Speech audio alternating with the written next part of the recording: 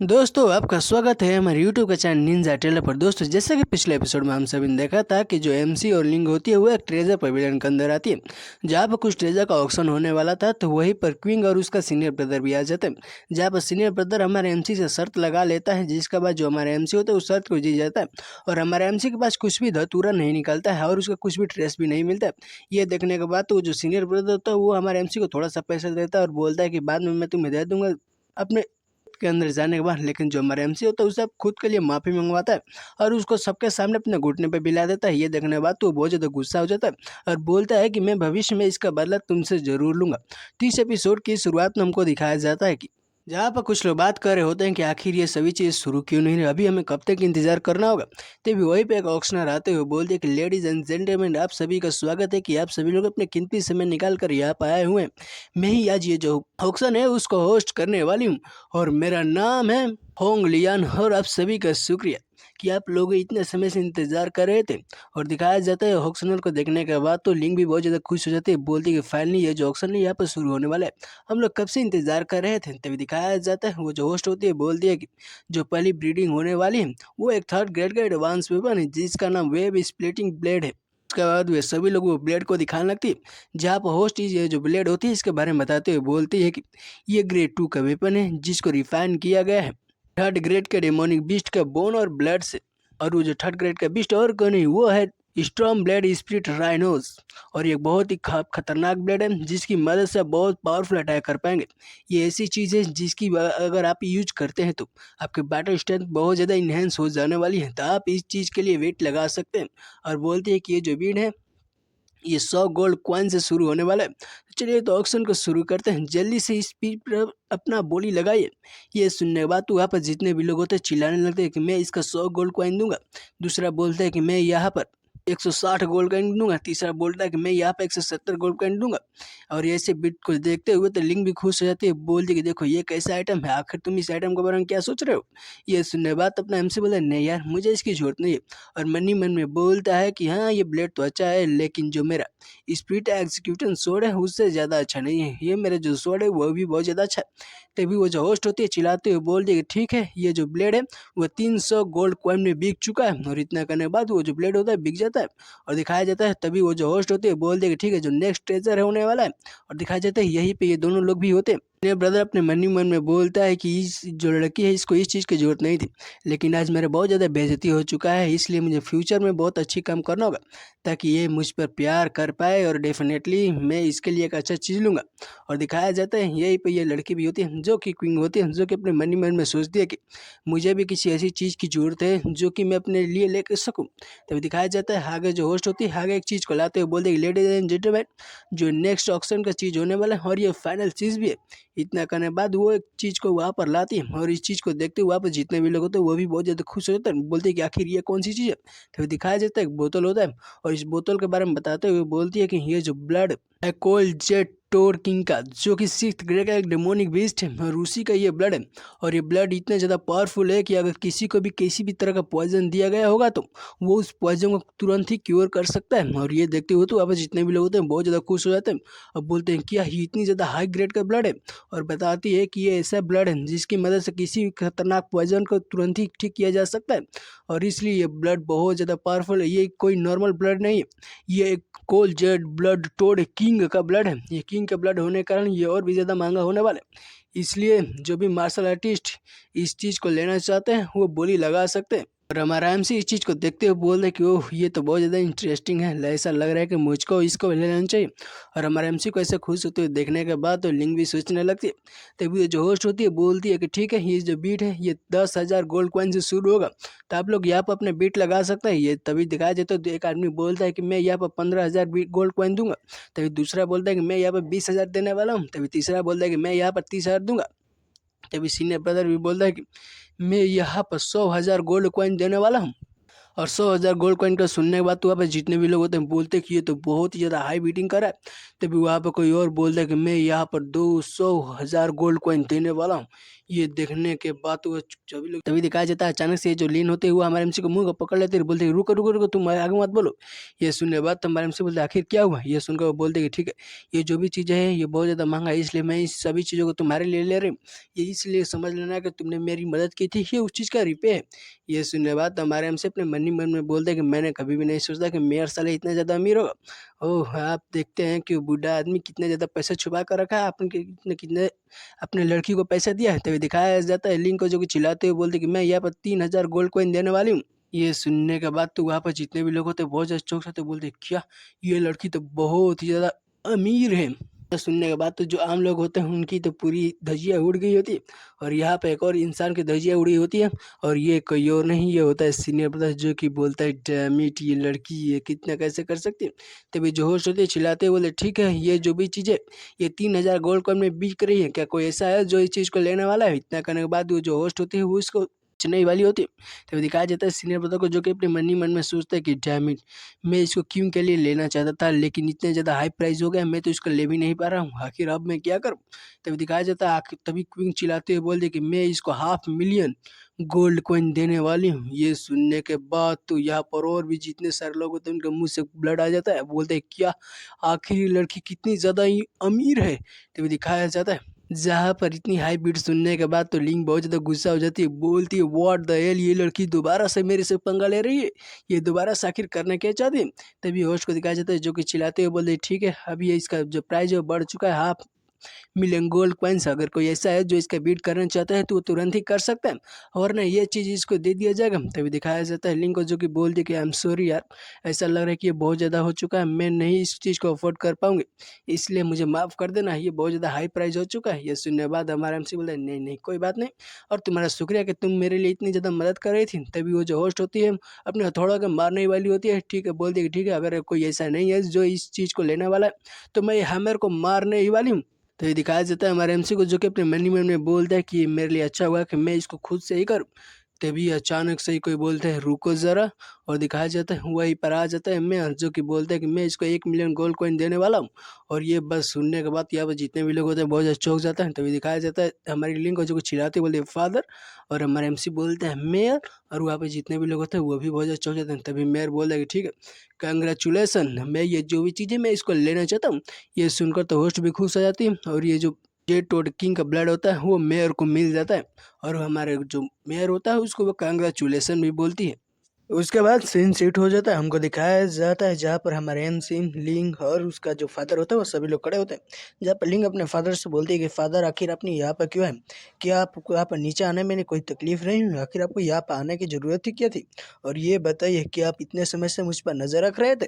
ये सुनने के बाद उसका फादर भी हंसते हुए बोलते हैं नहीं नहीं नहीं बेटी आखिर तुम ऐसी बातें कैसे कर रही हो। ये सुनने के बाद उसके बेटी भी मुँह फुलाते हुए बोलती है फादर मुझे पता ही था कि आप ऐसा ही कुछ करेंगे। तब इसका फादर भी हंसने लगते हैं, हंसते हुए बोलते हैं ठीक है इन सभी चीज़ों को छोड़ो, चलो यूं तुम्हारे बारे में बात कर, आखिर यहाँ पे चल क्या रहा है, आखिर तुम कैसे हो, और ये चीज़ भी रख लो मैंने इसे तुम्हारे लिए ही बिडिंग की है। ये सुनने के बाद तो हमारे एमसी बोलता है हाँ आखिर आप इसको मेरे लिए क्यों बिडिंग की है, आखिर आप करना क्या चाहते हैं, और मन ही मन में बोलता है कि ये जो बूढ़ा लोमड़ी है दोबारा से यहाँ पर शुरू हो गया है। तभी हमारे जो प्लेयर होते हैं वो हमारे एमसी से बोलते हैं कि तुम्हें नहीं पता है कि तुम सभी लोग बहुत ज़्यादा अच्छे हो यार, तुम्हारे जो कल्टीवेशन वो भी बहुत ज़्यादा अच्छी है, और तुमने अपने यार ऐसे ऐसे शब्द बोलकर मुझे इरिटेट मत किया करो, तुम्हें नहीं पता है कि मुझे कैसा फील होता है जब तुम मुझसे ऐसी बातें करते हो। तो ये सुनने बाद तो मेरे एमसी भी चुप हो जाता है। तभी वो बोलते देखो यार तुमने मुझसे वादा किया था कि तुम मेरे पोती का ध्यान रखोगे, और देखो तुम इतने जल्दी ही तुम क्यूआई ब्लड रिम से ग्रैंड मास्टर रिम पर पहुंच चुके हो, तुम कितनी ज़्यादा ताकतवर हो रहे हो, और यहाँ तक कि मेरी बेटी भी इतनी ज़्यादा ताकतवर बन रही है वो भी तुम्हारे कारण, कि ये सभी चीज़ें तुम्हारे लिए ही।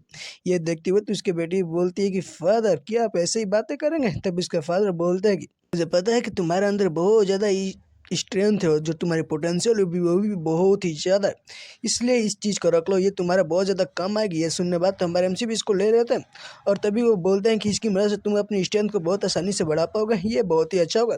ये सुनने बाद तो हमारे एमसी बोलते हैं ठीक है अगर आप इतना बोल रहे हो तो मैं इस चीज़ को कैसे छोड़ सकता हूँ।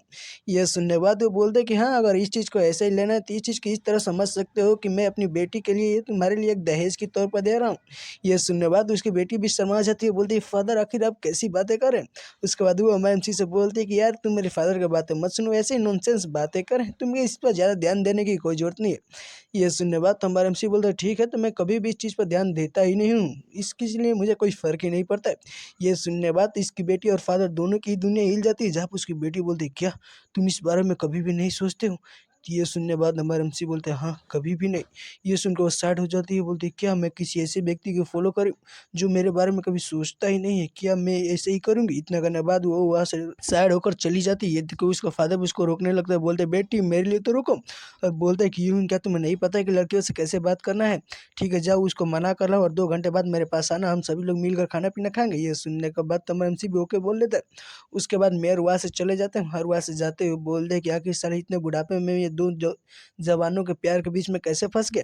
ये सुनने के बाद जो उसका स्लेव होता है बोलते हैं कि मेयर आपको पता नहीं है कि आप अपनी बेटी का स्लेव बन चुके हैं? ये सुनने के बाद वो बोलते हैं कि हाँ हाँ मुझे पता है। और हमारे एमसी को दिखाया जाता है जो कि बोलते हैं कि अभी अभी आप अचानक ये सभी चीज़ें क्या हो गई? और बताया जाता है कि हमारा जो एमसी है उसके पास जीरो रोमांटिक सेल मौजूद है, यानी इसके पास कोई भी रोमांटिक इमोशन मौजूद ही नहीं। जहाँ पर एमसी वो जो बोतल होता है उसको देखते हुए बोलते हैं कि बोल जा चलो किसी ऐसी जगह पर जाकर ये जो जेट टोड ब्लड किंग का ये जो चीज़ें हैं इसको देखते हैं। उसके बाद सीन शिफ्ट हो जाता है, हमारा एमसी वहाँ से जा रहा होता है, बोलता है कि ये कोल्ड टोड किंग का जो ब्लड है वो बहुत ज़्यादा अच्छा है, इससे हम कोई भी पॉइजन को क्योर कर सकते हैं। ऐसा लगता है कि मुझे इसे किसी इमरजेंसी के रूप में रखना होगा, जब कोई इमरजेंसी आएगी तब मैं इसकी यूज करूँगा। तभी दिखाया जाता है कोई स्नेक को, जो कि एक बहुत ही बड़ा स्नेक होता है जो कि हमारे एमसी पर नज़र रख रहा होता है। और इस चीज़ को हमारे एमसी ने भी महसूस कर लिया है, जिसके बाद जो अपना एमसी होता है अपने अटैक को वो जो स्नेक होता है उसकी तरफ कर देता है। हम बोलते हैं कि ये जो ट्रिक है बहुत ज़्यादा खराब है। इतना करने के बाद हमारा एमसी वो जो स्नेक होता है उसको अपने अटैक से मार देता है। हम बोलते हैं कि तुम बाहर आ जा सकते हो, तुमको मेरी पीछा करने की कोई ज़रूरत नहीं। ये जो तुम छोटी मोटी ट्रिक मुझे दिखा रहे हो, इस ट्रिक से तुम मेरा कुछ भी नहीं बिगाड़ पाओगे। ये सुनने के बाद तो यहाँ पे यंग फैमिली का यंग मास्टर आ जाता है, जो कि बोलता है कि ये तो बहुत ज़्यादा अच्छा है कि तुम बहुत ज़्यादा स्ट्रांग हो, मुझे कोई शक की बात नहीं है कि तुमने मेरी इतनी यंग फैमिली के मेंबर को मार दिया। ये सुनने के बाद तो हमारे एमसी बोलते कि ओह तो तुम ही लोंग या जियान? ये सुनने के बाद वो बोलते कि हाँ मैं ही लोंग या जियान हूँ। और ये बताओ क्या तुम ही हो जिसने मेरी इतनी फैमिली को मारा था ना? तो ठीक है आज मैं तुमको क्रॉप्स में बदल दूंगा, आज मैं तुम्हारे टुकड़े टुकड़े करने वाला हूँ। इतना कहता ही तभी जो हमारा एमसी होता है अपने मिलियन टाइम अटैक स्पीड का यूज़ करके इसके करीब आने लगता है और बोलते हैं क्या तुम मुझसे रिवेंज लेना चाहते हो, लेकिन जो तुम्हारी स्किल है बहुत ज़्यादा कमज़ोर है। और दिखाया जाता है हमारे एमसी इस पर अपने स्वॉर्ड से अटैक करते हैं। ये देखते हुए तो ये बहुत ज़्यादा घबरा जाता है, बोलते हैं कि ये तो बहुत ज़्यादा फास्ट है। और हम एमसी का अटैक इतना ज़्यादा पावरफुल होता है कि ये अपने कदमों में आगे होता है। जहाँ पर जो अपना एमसी होता है बोलते हैं क्या तुमने अपनी कभी भी ऐसे ओपोनेंट से सामना नहीं किया जो कि ग्रैंड रेस्टोरेंट रिंग पे पहुंच चुका है? ऐसा लग रहा है कि तुम बहुत ज़्यादा कमज़ोर हो, ऐसा लगता है कि तुम मुझे लंबे समय तक रोक नहीं पाओगे। ये सुनने के बाद तो ये गुस्सा हो जाता है, गुस्सा होते हुए बोलते हैं ब्रैड ठीक है, ऐसा लग रहा है कि तुम्हें आसान है, इतना भी ज़्यादा आसान नहीं होगा, लेकिन तुमको हरा कर आज मैं तुम्हारी जो हालत करने वाला हूँ ना, उसे देखने के बाद तो तुम्हारी दुनिया ही हिल जाएगी। तुम सोचोगे कि आखिर तुमने इस दुनिया में जन्म ही क्यों लिया है? इतना करने के बाद बहुत बुरी तरह से हंसने लगता है और वहाँ पे एक नीदर वर्ल्ड स्किल का यूज करता है। और इस स्किल को देखते हुए हमारे एमसी बोलते हैं कि यहाँ पर इतने ज़्यादा कोल्ड ऑरा कैसे मौजूद हो गए, मुझे तो ठंडी महसूस हो रही। तो ये दिखाया जाता है इस यंग मास्टर को, जो कि बोलते हैं स्पीड डाइवोरिंग। और जैसे ही स्पीड डाइवोरिंग बोलता है वहाँ पर बहुत ही सारे इविल हैंड बन जाते हैं और बोलता है कि जाओ मेरे हैंड इसको ख़त्म कर दो। उसके बाद जो हमारा एमसी होता है वो जितने भी आते होते हैं उनसे थोड़ा सा दूर आ जाता है और दूर आते हुए बोलते हैं कि मैं यहाँ पर अपने स्पीड ग्लो शॉट टेक्निक का यूज करने वाला। इतना करने के बाद हमारे एमसी उन सभी हाथों पर अटैक कर देता है, जिसके कारण दिखाया जाता है वो जो हाथ होता है और हमारे एमसी का अटैक होता है एक दूसरे से टकराने लगते हैं। और हमारे एमसी के पास से बहुत सारे स्वord निकल कर जाकर उन सभी हाथों से टकराती है, जिसके कारण वो यहाँ पर एक थोड़ा थोड़ा छोटा छोटा धमाका भी होता है। और इन सभी धमाके को देखते हुए तो यंग मास्टर हंसते हुए बोलते हैं कि ब्रेड क्या तुम ऐसा बच कर भाग जाना चाहते हो, लेकिन ऐसा कुछ भी नहीं होगा। इतना करने बाद वो बहुत तेज हंसने लगता है और दिखाया जाता है हमारे एमसी के जितने भी शॉट होते हैं धीरे धीरे टूट रही होती है। और अपने शॉट को ऐसे टूटते हुए देखने के बाद तो हमारा एमसी बोलता है कि नहीं नहीं नहीं नहीं ये अच्छा नहीं हो रहा है, यहाँ पर जो मेरी स्पिरिचुअल एनर्जी वो थोड़ा थोड़ा करके करप्टेड होती जा रही है, आखिर अब मैं क्या करूँ? तो दिखाया जाता है यंग मास्टर को, जो कि हंसते बोलते क्या तुम सरप्राइज हो गए, इस जो मेरे टेक्निक है इसको कहा जाता है स्पीड डेवोरिंग पावर। और ये ऐसी पावर है जिसकी मदद से मैं तुम्हारी जितने भी स्पिरिचुअल एनर्जी उन सभी को करप्ट कर दूंगा, और उसके बाद तुम्हारे पास सिर्फ 20% ही या फिर कहे तो 30% ही पावर बचेगी, जिसकी मदद से तुम मुझसे तब फाइट नहीं कर पाओगे। अब बताओ क्या तुम मुझसे फाइट करना चाहते हो? अब देखो मैं तुम्हारे साथ क्या करता हूँ। इतना करने के बाद वो दोबारा से अटैक करने के लिए तैयार हो जाता है। अब बोलता है कि आज मैं तुम्हें टुकड़े टुकड़े में बांट दूंगा। इतना करने के बाद वो वहाँ पर एक अपनी स्पीड डिवोरिंग पावर का यूज करता है। बोलता है कि आज मैं तुम्हारे सोल को तुम्हारे बॉडी से अलग करने वाला हूँ। इतना करने के बाद वो अटैक करता दिखाया जाता है। वहाँ पर एक खोपड़ी आ जाती है, खोपड़ी के ऊपर एक स्नेक भी बना होता है, और ये दोनों हमारे एमसी पर अटैक करने के लिए बढ़ रहे होते हैं। ये देखते हुए तो हमारा एमसी बोलता है डिसअपियर। ठीक है, मैं ये जो तुम्हारा वर्ड है इसको याद रखने वाला हूँ। इतना करने के बाद हमारा एमसी वहाँ पर वज्रा गैस फिजिक का यूज करता है, जो जिसके कारण जो हमारा एमसी होता है उसके अंदर से हाथ निकल कर जाता है, और ये जो पाम अटैक होता है और जो खोपड़ी का अटैक होता है दोनों एक दूसरे से टकराने लगते हैं। और हमारे एमसी को ऐसे अटैक करते हुए देखने के बाद तो यंग मास्टर भी घबराते हुए बोले क्या ये तो प्योर यंग टेक्निक है, आखिर इसके पास ऐसी टेक्निक कैसे आ गई? और बोलते हैं कि नहीं, इसका जो स्पिरिचुअल पावर है बहुत ज़्यादा है, मैं इसका स्पिरिचुअल पावर का भी डेवोर नहीं कर पा रहा हूँ, उल्टा ही मेरे ऊपर ही बैकलैश लग रहा है। अब मुझे क्या करना चाहिए? आखिर इसके पास ऐसी पावर कैसे आ गई? जो यंग एट्रीब्यूट होती है वो दरअसल में एक फायर एट्रीब्यूट होती है, और मैं इसके अगेंस्ट में नहीं जीत सकता हूँ। यहाँ पर तो रात भी हो चुकी है, जहाँ पर जो मेरी स्किल है वो भी बहुत ज़्यादा बढ़ जाना चाहिए थी, तब पर भी मैं इसे फाइट क्यों नहीं कर पा रहा हूँ? आखिर अब मैं क्या करूँ? तभी दिखाया जाता है इसका जो स्किल होती है सीधे बहुत ही खतरनाक तरीके से रोर करने लगती है। ये देखते हुए तो यंग मास्टर भी हंसते हुए बोलते ब्रेड क्या तुम मुझसे ऐसे जीतना चाहते हो? लेकिन आज मैं तुम्हारे टुकड़े टुकड़े कर दूंगा। ये सुनने के बाद हमारे से बोलते हैं क्या ऐसा? लेकिन मैं यहाँ पर देखो, मैं अभी तक यहाँ पर एक हाथ का यूज कर रहा था ना, अब मैं यहाँ पर अपनी दोनों हाथ का यूज करने वाला हूँ। इतना करने के बाद हमारे एमसी एक और पाम अटैक को बनाता है और सीधे इस खोपड़ी को जाकर पकड़ लेता है, और उसके बाद ये खोपड़ी को दाबने लगता है। जेका ये मास्टर भी घबरा जाता है और बोलते हैं कि आखिर ये कैसे पॉसिबल हो सकता है? ये सुनकर हमारे एमसी बोलते हैं यहाँ पर कुछ भी पॉसिबल नहीं है, यहाँ पर सभी चीज़ें इम्पॉसिबल भी नहीं। इतना करने के बाद जो एमसी होता है मुट्ठी को बांधता है, और जैसे ही अपने मुट्ठी को बांधता है ये जो खोपड़ी होती है खोपड़ी के अंदर भी दरार आने लगती है, जिस कारण जो यंग मास्टर होता है उसके मुंह से ब्लड आता है और वहीं पे गिर जाता है, और इसकी हालत बहुत ज़्यादा खराब हो गई होती है। उसका जो अपना एमसी होता है अपने स्वord लेकर इसके पास जाते हुए बोले कि अब यहाँ पर सभी चीज़ें खत्म होती है। इतना करने के बाद अपना एमसी इसके बॉडी के ऊपर अपने स्वord का रखता है, और जैसे ही दबाने वाला होता है ये जो बंदा होता है अपने दो का रूप लेकर वहाँ से भाग जाता है, और इस स्किल का नाम बताया जाता है जिसका नाम सोल ट्रांसफर टेक्निक है। हमारा एमसी इसको ऐसे भागते हुए देखने के बाद तो हमारा एमसी बोलते क्या तुम बहुत ज़्यादा स्मार्ट समझ रहे हो ना, लेकिन क्या तुम यहाँ से बचकर भाग भी पाओगे? लेकिन ये जो तुम्हारी ट्रिक है तुमको यहाँ से बचा कर नहीं भाग पाएगी। इतना करने के बाद हमारा एमसी वो दोनों स्नेक पर स्लाइस अटैक कर उन दोनों स्नेक के टुकड़े टुकड़े कर देता है। जेकर दिखाया जाता है यंग मास्टर अपने ओरिजिनल बॉडी के अंदर आकर पानी के अंदर गिर जाता है, और हमारा एमसी उसके पास जाते हुए बोलता है कि ये बताओ अब मैं तुम्हें जान से मार दूं? ये सुनकर बोलते हैं नहीं, लेकिन अपना जो एमसी होता है वहाँ पर अपनी डेवोरिंग टेक्निक का यूज कर इसको पूरी तरह से डेवोर करने लगता है, और उसके यंग मास्टर के फादर को जिसको कुछ महसूस होता है बोलते हैं नहीं मेरे बेटा। इतना करने के बाद तेजी से वहाँ से निकल जाता है, और जो अपना एमसी होता है इसके पूरी एनर्जी को चूस लेने के बाद उसका बैग को भी ले लेता है। हम बोलता है कि ये इसका बैग बहुत ज़्यादा भारी है, चलो देखते हैं कि आखिर इसके पास कितनी सारी चीज़ें। इतना करने के बाद जो एमसी होता है वो डेवोर टैंकी को दोबारा से यूज़ करता है, जिसका जो इसका सिस्टम होता है उन सभी चीज़ों को डेवोर कर लेता है, और बताता है कि 5th stage of grand master ring पर पहुँच चुके हैं। ये सुनने के बाद तो एमसी बहुत ज़्यादा खुश हो जाता है, बोलता है कि आज मैंने यहाँ पर बहुत बार अपनी कल्टिवेशन को बढ़ा लिया, ये मेरे लिए बहुत ज़्यादा अच्छा था। तभी अचानक से हमारे एमसी पर दोबारा से अटैक होता है, और इस अटैक को हमारे एमसी ने पहले ही सेंस कर लिया होता है, जिस कारण जो एमएमसी होता है इस अटैक को डोज कर दूर आ जाता है। दिखाई जाती है अटैक करने वाले को ये नहीं, ये मास्टर का फादर होता है, जहाँ पर उसका फादर बोलता है कि तुमने मेरे बेटे को मार दिया, और जाकर अपने बेटे को उठाते हुए बोलते बेटे बेटे जल्दी से अपने आंखें खोलो, तुम अपने फादर से पहले कैसे मर सकते हो? तुम्हारा फादर तुम्हारे सामने, जल्दी से अपने फादर के सामने अपनी आंखें खोलो। ये देखते हुए तो हमारे एमसी बोलते क्या तुम यंग फैमिली से हो ना, सारा तुम लोगों से डील करना बहुत ज़्यादा मुश्किल हो रहा है, कॉकरोच की तरह बार बार तुम लोग मेरे सामने आ ही जा रहे हो, लेकिन चिंता मत कर, तुमने बहुत ज़्यादा अच्छा काम किया कि तुम यहाँ पर एक भी बार में आ गए, क्योंकि यहाँ पर मेरा समय बहुत ज़्यादा बच रहा है। ये सुनने के बाद उसका फादर उसके बेटे को एक तरफ लिटाते हुए बोलता है कि बेटे तुम यहीं पर रुको, तुम्हारा फादर तुम्हारा बदला ज़रूर लेगा। और बोलता है योन, आज तुम इस चीज़ के लिए पे करोगे, तुमने मेरे बेटे को जान से मारा था, आज मैं तुम्हारी जान को ले लूँगा, आज मैं तुमसे बदला लूँगा। ये सुनने बाद तो हमारा एमसी बोलते हैं, क्या तुम तो first stage of transcendent reel पर हो और तुम्हें इतना ज़्यादा खुद पर प्राउड है, लेकिन तुम खुद पे इतना ज़्यादा प्राउड नहीं कर सकते हो। इतना करने बाद हमारा एमसी इसका अटैक को रोक रहा होता है। तो दिखाया जाता है हमारा एमसी बोल रहे ठीक है, आज मैं तुम्हें एक टेस्ट सब्जेक्ट की तौर पर यूज करने वाला हूँ, ताकि मैं अपनी कैपेबिलिटी को देख सकूँ कि आखिर मेरे लिमिट कितना है। इतना करने के बाद हमारा एमसी भी इस पर अटैक करता है। जिसके कारण ये जो बंदा होता है पीछे जाकर हमारे एमसी को अटैक को डॉज कर लेता है। बोलते है कि तुम बच्चे, तुम्हारे अंदर तो बहुत ज़्यादा हिम्मत है, तुम मेरे सामने इतनी ज़्यादा एरोगेंट बातें कर रहे हो। ये सुनने के बाद तो हमारे एमसी बोल रहे ठीक है, मैं जो तुम्हारा वर्ड है तुमको ही लौटा रहा हूँ। इतना करने के बाद ये दिखाया जाता है यह मास्टर का फादर को, जो कि हमारे एमसी को ऐसी बातें सुनने के बाद तो और भी ज़्यादा प्रोवोक हो गया होता है, जो कि बोलता है एरोगेंट बच्चे। इतना करने के बाद हमारे एमसी पर अपने स्वord से अटैक करता है। जिसके कारण जो हमारा एमसी होता है इसका स्वord को अपने हाथों से रिफ्लेक्ट करता है। ये देखते हुए तो और भी ज़्यादा घबराते हुए बोलते हैं आखिर तुम ये कैसे करो। तो ये दिखाया जाता है एमसी को, जो कि अपने हाथों को सांप की तरह यूज करता है और इसके हाथों से ही इसके स्वord को मार कर इसके हाथों से हटा देता है। ये देखकर तो और भी ज़्यादा घबरा जाता है। तभी हमारा एमसी जाकर इसको स्वord को अपने हाथों में पकड़ लेता है। ये देखो वो बोले नहीं, तुम मेरे क्रिम्सन फ्लेम ब्लेड को मुझसे नहीं छीन सकते हो। ये सुनकर हमारा एमसी बोलते कि ये वेपन देखने में तो बहुत ज़्यादा अच्छा लग रहा है यार। ये देखते हुए तो ये बहुत ज़्यादा घबरा जाता है। बोलते हैं आखिर ये बच्चे ने मेरे वीक पॉइंट को कैसे ढूंढ लिया, आखिर इसको कैसे पता चला कि जो मेरे वरिष्ठ है वही मेरा सबसे ज़्यादा वीक पॉइंट है। और गुस्सा होते हुए बोलते हैं कि क्या तुम ये छोटी मोटी ट्रिक से मुझे हराना चाहते हो, तुमने मेरे ब्लेड को मुझे से छीन लिया है, जल्दी से मेरे ब्लेड को मुझे वापस करो, वरना मैं तुम्हें आज इतनी खतरनाक मौत दूंगा कि तुम सोचोगे कि तुम पैदा ही क्यों हुए हो।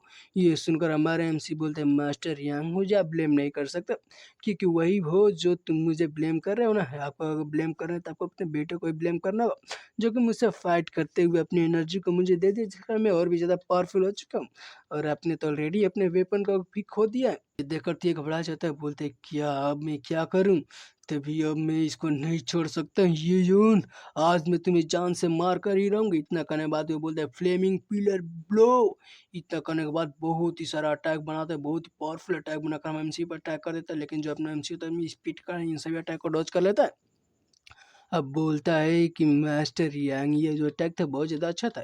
ये सुनकर बोलता है तुम मर जाओ, आज मैं तुम्हें जान से मार दूंगी। इतना करने के बाद और भी सारा अटैक बनाकर हम एमसी पर अटैक करने लगता है। लेकिन जो अपना एमसी होता है अपने स्पीड के कारण इन सभी अटैक को डोज करते हुए इसके पास बढ़ने लगता है। और बढ़ते हुए बोलता है कि मास्टर यांग, आज मुझ पर ब्लेम नहीं कर सकते हो, क्योंकि यही सभी चीज़ें आप मेरे साथ करना चाहते थे, तो इसलिए इन सभी चीज़ों का मैं भी आपके साथ करने वाला हूँ। और अब मैच के दौरान और अभी किसी बैटर के दौरान थोड़ा भी डिस्ट्रैक्ट होते हैं तो वो आपके लाइफ का आखिरी समय भी बन सकता है। इतना करने के बाद जो हमारा एमसी होता है अपने स्वord को मास्टर यांग की तरफ थ्रो कर देता है और बोलते हैं कि अब तुम जल्दी से मर जाओ। और अपनी की तरफ स्वord आते हुए देखने के बाद तो ये जो मास्टर यांग होता है घबरा जाता है। बोलते हैं नहीं, ये तो बहुत ज़्यादा फास्ट है। उसके बाद जो मास्टर यांग होता है दोबारा से फ्लेम ब्लड अटैक का यूज करता है, जिसके कारण ये जो स्वord होती है रुक जाती है और पता चलता है कि मास्टर यांग के आसपास एक सील बन गई होती है और ये जो सील होती है इसी पर ये ब्लेड रुक गई होती है। तभी हमारा एमसी भी स्पीड से आकर ये जो ब्लेड होता है इसका हैंडल पकड़ कर अंदर की तरफ पुश करने लगता है, जिसके कारण ये जो मास्टर यांग होता है घबरा जाता है, बोलता है कि ये बच्चे के पास इतनी ज़्यादा स्पीड कैसे आ रही। तभी हमारे एमसी बोलते हैं कि ये पूरी तरह से यूजलेस है, कि तुम बहुत ज़्यादा स्ट्रगल कर रहे हो। और इसके बाद जो हमारा एमसी होता है इसका जो भी वेपन होता है ये ब्लेड होता है इसी की तरफ बहुत तेज़ी से पुश करता है और इतनी तेज़ी से पुश करता है कि इसके सील को चीरते हुए इसके पास जाने लगते हैं, जिसके कारण मास्टर यंग बहुत ज़्यादा घबरा जाता है और अपनी पावर से ये जो ब्लेड होती है इसको रोकने की कोशिश करने लगता है और बोल देंगे नहीं, मैं इसको लंबे समय तक रोक नहीं पाऊंगा। उसके बाद वहाँ पर वो बहुत तेज चीखता है।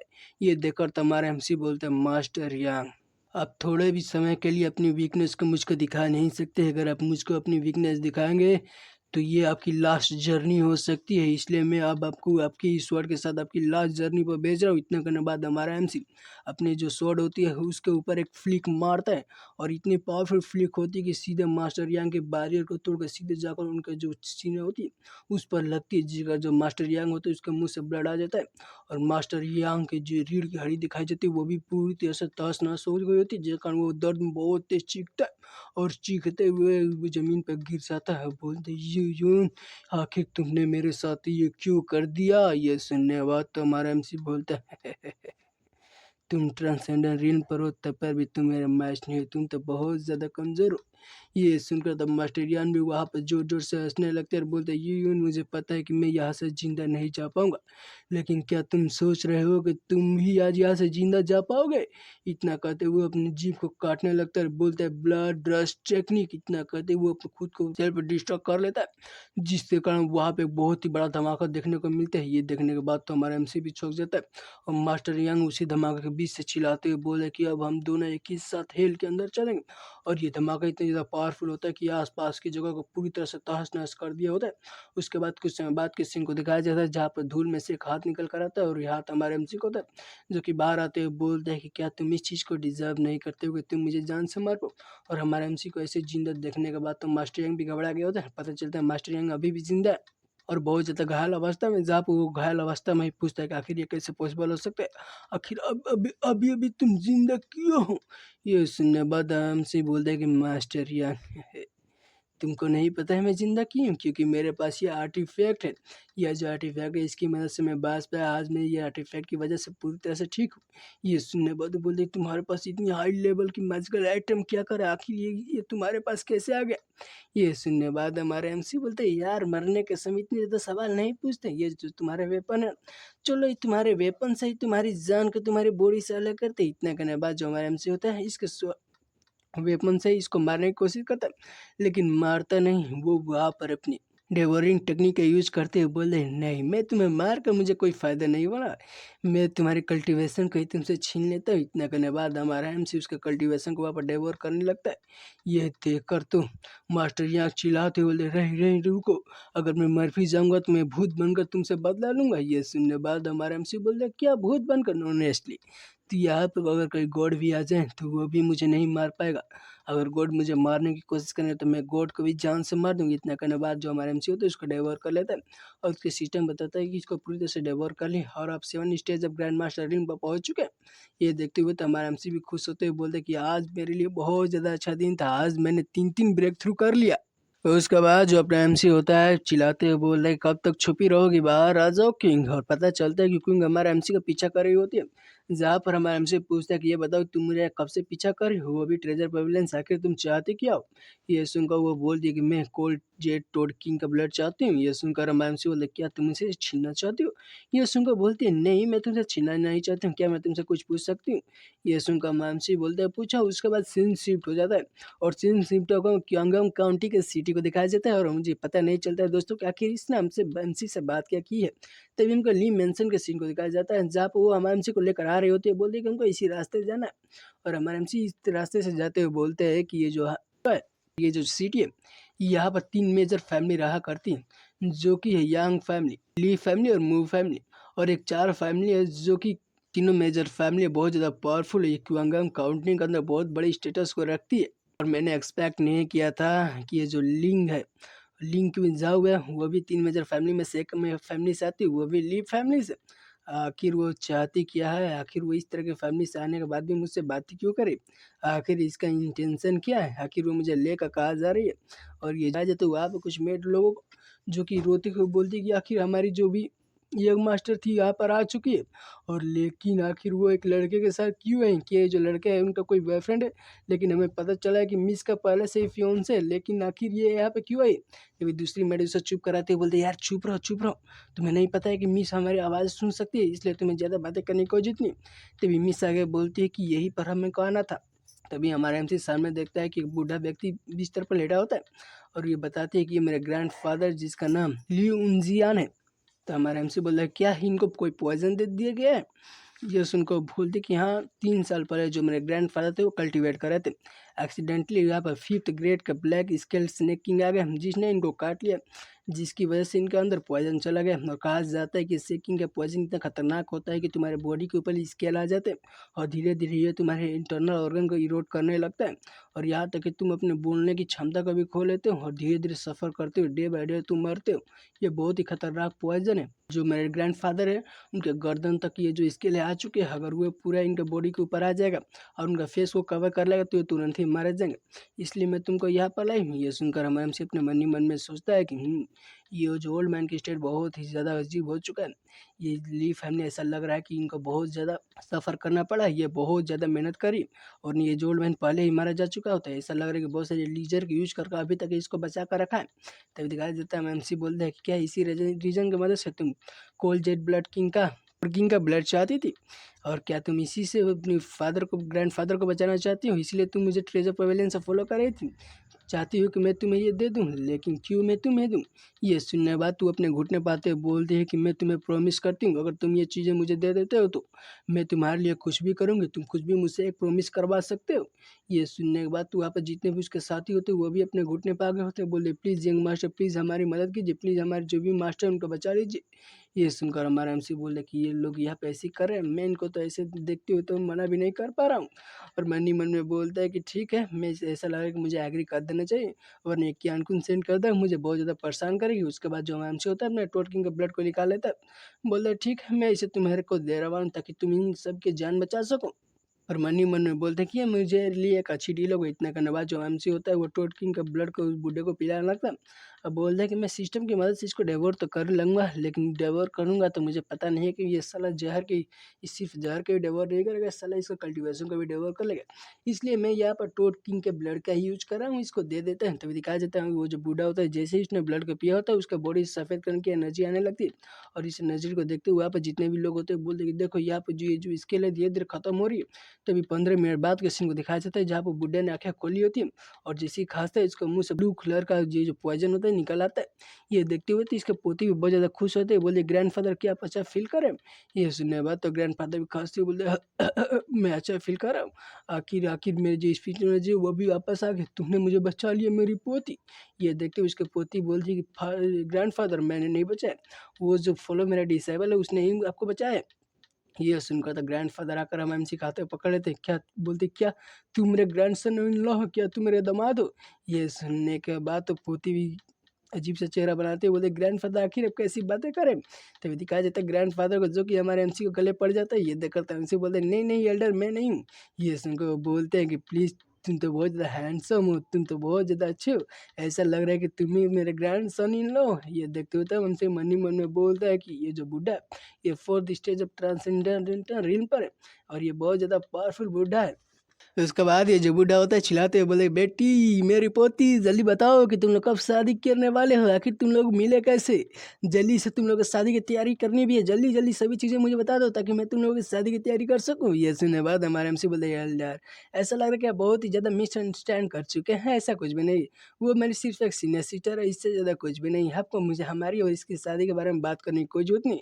ये सुनने बाद तो बुढ़ा गुस्से से बोलते बेटा आखिर तुम्हारा कहने क्या मतलब, क्या मेरी पोती अच्छी नहीं है, क्या ये तुम्हारे लिए इनफ नहीं है? ये सुनने बाद तो हमारा एमसी भी चुप हो जाता है। तभी बुड्ढा बोलता है कि बोलो आखिर तुम ये ऐसे क्यों कर रहे हो? ये सुनकर हमारा एमसी बोलता है ऐसा लग रहा है कि मुझे अब यहाँ से चले जाना चाहिए। इतना करने के बाद हमारा एमसी वहाँ से जाने लगता है। ये देखकर तो बुड्ढा गुस्से में हमारा एमसी पर अटैक करने के लिए बढ़ जाता है, बोलता है कि वहीं पे रुको, अब तुम्हें को मेरी पोती के साथ शादी करना ही होगा। ये देखकर तो हमारा एमसी भी इसका अटैक को डॉज करते हुए बोलता है कि एल्डर आखिर आप कर क्या रहे हैं? ये देखकर तो पोती भी घबरा जाती है, बोले ग्रैंडफादर नहीं आप ऐसा नहीं कर सकते। तभी ग्रैंडफादर बोलते हैं कि नहीं मुझे कोई भी चीज़ की चिंता नहीं, आप बताओ कि तुम मेरे ग्रैंडफादर डॉटर है उसकी शादी करोगे या फिर नहीं करोगे? ये सुनकर हमारा एमसी बोलता है एल्डर आप मुझे बहुत ज़्यादा फोर्स का यूज़ कर रहे हैं, लेकिन ऐसा लगा कि मुझे आपको ऑफेंड करना ही होगा। और मन ही मन में बोलते कि ये जो बूढ़ा है बहुत ज़्यादा पावरफुल है, ये fourth stage of transcendent reel पर है, इसलिए मैं इसको इतनी ज़्यादा लाइट नहीं ले सकता। तभी हमारा एमसी बोलता है बुड्ढे मैं नहीं करूँगा। ये सुनकर बुड्ढा रोने लगता है, बोलते नहीं ये मेरे साथ क्या हो गया, इतने बुढ़ापे में मैं सोच रहा था कि आखिर मुझको एक दामाद मिल जाएगा, कोई मेरी पोती के साथ शादी कर लेगा, लेकिन मैं मरने से पहले इस ख्वाहिश को भी पूरा नहीं कर पाया। इस केस में अगर मैं मरा भी जाता तो वही मेरे लिए अच्छा होता, मुझे को जिंदा क्यों किया गया?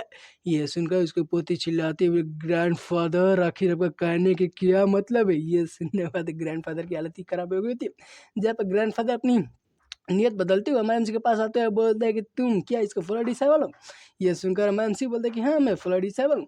ये सुनकर बोलते हैं कि यूं तुमने आज मेरी जान को बचा ली, इसलिए चलो मैं तुमको अपने ट्रेजर के अंदर लेकर जाता हूँ, जहाँ पर तुम कुछ भी चीज़ें ले सकते हो। ये तुम्हारे लिए गिफ्ट के तौर पर होगा जिसके लिए तुमने मेरी जान बचाई। इतना करने के बाद वो जो ग्रैंडफादर होते हैं वो ली फैमिली के ट्रेजर के अंदर एमआईएमसी को लेकर आ गए होते हैं, जहाँ पर बोलते हैं कि तुम यहाँ से कुछ भी जो भी चीज़ें तुम्हें पसंद है वो चीज़ें ले सकते हो। ये सुनकर एमआईएमसी जाकर एक ट्रेजर को उठाते हुए बोलता है कि एल्डर क्या सच में क्या मैं ऐसे कुछ भी ले सकता हूँ। ये सुनकर बोलते कि हाँ यहाँ पर कुछ भी ले सकते हो।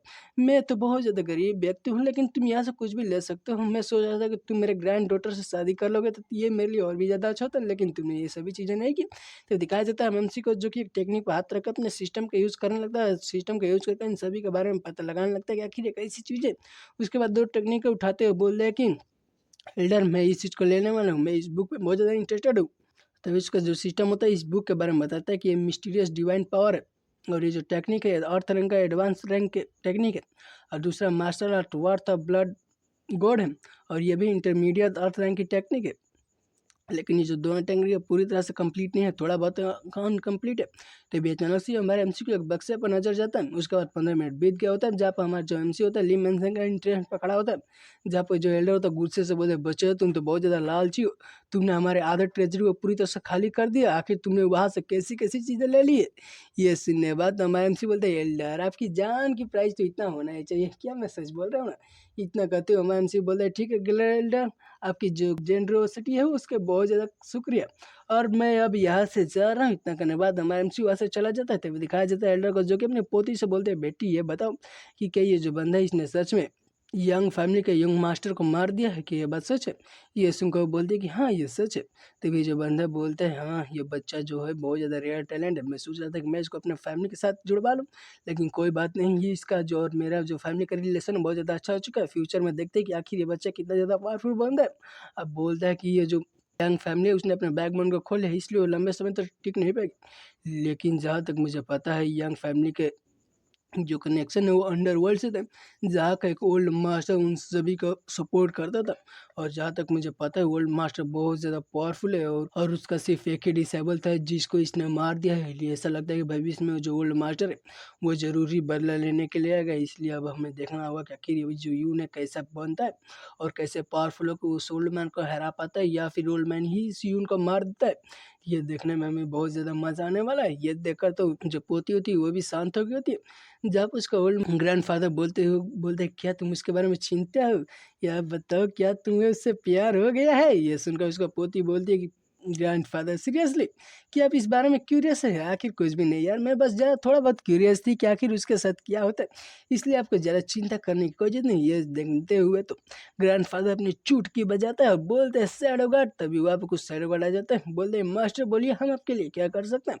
ये सुनता है तो हमारा मास्टर होता है, बोलते हैं ठीक है तुम नजर यंग फैमिली पर नज़र रखो, वहाँ पर जो भी चीज़ें थोड़ा भी एक्टिविटी होती है तो वो मुझे बताओ, तुरंत ही मुझे इन्फॉर्म करना। ये सुनने के बाद वो सभी लोग यस बोलकर वहाँ से चले जाते हैं।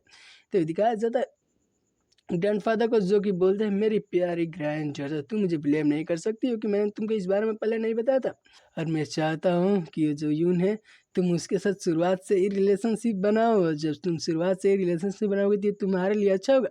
ये सुनने के बाद ये शर्मा जाती है, तभी ये बहुत शर्माते हुए बोलती है कि ठीक है मैं अपने सेट के अंदर जा रही हूँ। ये सुनकर तो ग्रैंडफादर बोलते लड़की शर्मा गई तो इसीलिए यहाँ से जल्दी से भाग गई। तो दिखाया जाता है ग्रैंडफादर बोलते हैं ठीक है ऐसा लग रहा है कि जो मेरी ग्रैंड डॉटर है बहुत ज़्यादा बड़ी हो चुकी है, अब देखते हैं कि आगे की जनरेशन ये जो जनरेशन है कैसे कैसे करने में करके दिखाती है। ये देखने में तो मुझे बहुत ज़्यादा मज़ा आने वाला है। उसके बाद सीन शिफ्ट हो जाता है, हमको दिखाया जाता है स्पिरिचुअल कल्टीवेशन पवेलियन के सीन को, जहाँ पर कोई बोलता है कि चलो चलते हैं एलजी स्पिरिचुअल कल्टीवेशन पवेलियन को, जो कि आज यहाँ पर खुल चुका है।